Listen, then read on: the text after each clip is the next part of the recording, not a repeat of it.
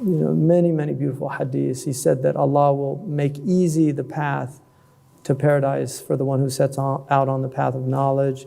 So our religion is seeking knowledge, and then having learned, it's giving knowledge and teaching, inshallah, because it's what makes us unique as a species. It's our knowledge, and inshallah, may Allah give us tawfiq to act according to it. And then may Allah bless all the students and teachers. We really had some good people that came. Sheikh Abdullah al-Qadi, unfortunately I had to go. I really was going to teach, originally the plan, I was going to teach every day. But something came up and Sheikh Abdullah asked me to come. And they say, man qala la li shaykh, la yuflihu man qala la li shaykhi. You won't have success if you say no to your teacher. So, because generally they won't ask you to do something that's not important. So he wanted me there, and so I had to go, and so it was unfortunate, but people were patient. I appreciate that. Inshallah, may Allah subhanahu wa ta'ala just bless all of you, increase you. People asked me to talk about Marabt al-Hajj. It's still very raw for me, but I will say that I feel it's like one of the greatest blessings of my life to have actually met him, to have sat with him, to have learned from him, benefited from him. That I can honestly say, the Arabs say, "Ma ra'at ayni mithluhu," my eyes never seen the likes of him. I really, arguably, I don't think he ever saw the likes of himself. He was just a really extraordinary, unique human being. And I think one of the most extraordinary things about him is that he was completely hidden in the middle of the Sahara Desert. I mean, he really was not interested in any kind of fame or notoriety, and he once told me, he said, I put a big barrier between me and the people of dunya, which is the Sahara, because he was out. He was not living. A lot of people moved into the towns and villages. He stayed out in the desert despite incredible hardship. But one of the things that's really been amazing is that all over the world he's been recognized. I mean, people in Saudi Arabia, these big scholars of the Saudi tradition, the Hanbali Salafi tradition, tweeted out about him. Sheikh Salih al-Maghamisi tweeted out that some of the big ulama in Saudi Arabia wanted to go visit him because they'd heard about him. And this is a sign that if you're practicing like Zarruqi tasawwuf, nobody's going to criticize you for your tasawwuf. I mean, it's a real proof, because he was a Zarruqi in his minhaj. I mean, he just he didn't do anything, no innovation, nothing. He really was a Sunni scholar. Even, he was Ash'ari in his creed, but even the Salafis that I met who knew he was Ash'ari had immense respect for him, so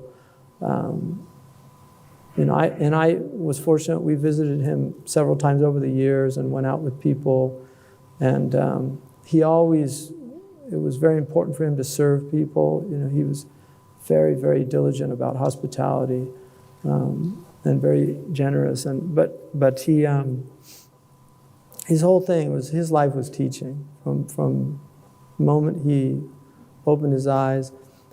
And there more than one person that sees it, but I saw him doing dhikr in his sleep, in a deep sleep.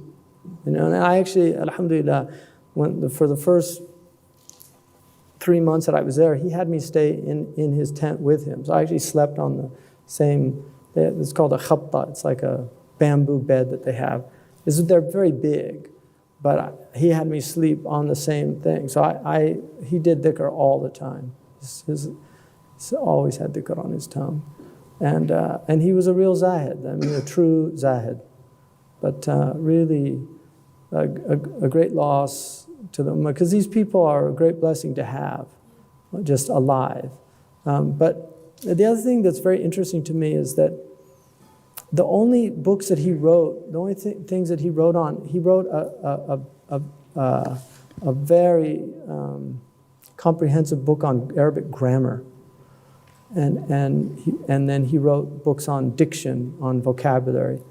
And then he wrote a refutation of people that don't follow madhab, and he wrote a refutation of anthropomorphists and people, literalists, people that took the Quran totally literally. So those are the things that he focused on. But I thought about why he wrote a book on grammar, and I really think it's just, that's the starting place. We have to get back to language. We have to get back to communication. Just learning how to speak with one another and communicate. It all begins with grammar. Civilization begins with grammar. You don't need grammar to be primitive people, but a civilization has to have grammar. So that's where it begins. And Nietzsche, who was a very interesting character, Nietzsche said, "I fear we still believe in God because we still have grammar."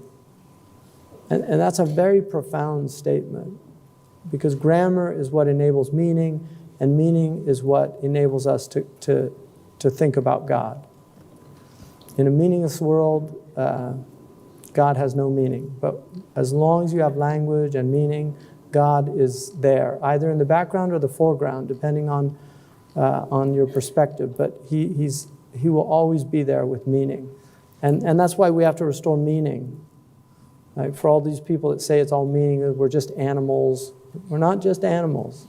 There's a significant difference between us and the rest of them. There's no conferences of donkeys right now sitting around at tables with pens and pencils discussing, the tribulation of humans and their oppression of animals. Right? That's all imaginative fiction. So, very meaningful. Also, just Freydun and Sa'ima, Freydun Mujaddidi, who was one of the teachers, but they also helped and participated in the cooking. Another Mujaddidi. They're everywhere, the mojos. Alhamdulillah. So may Allah bless him and his wife. His wife, mashallah, extraordinary lady, very pious lady. Alhamdulillah. So, and then may Allah bless Sheikh Abdullah bin Bayya for all he does. He's one of the giants.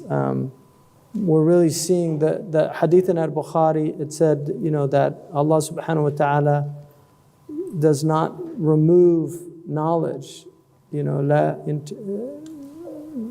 ينزع العلم انتزاعا من الناس. He doesn't remove it by stripping it from people, taking away, but he takes it by removing the scholars.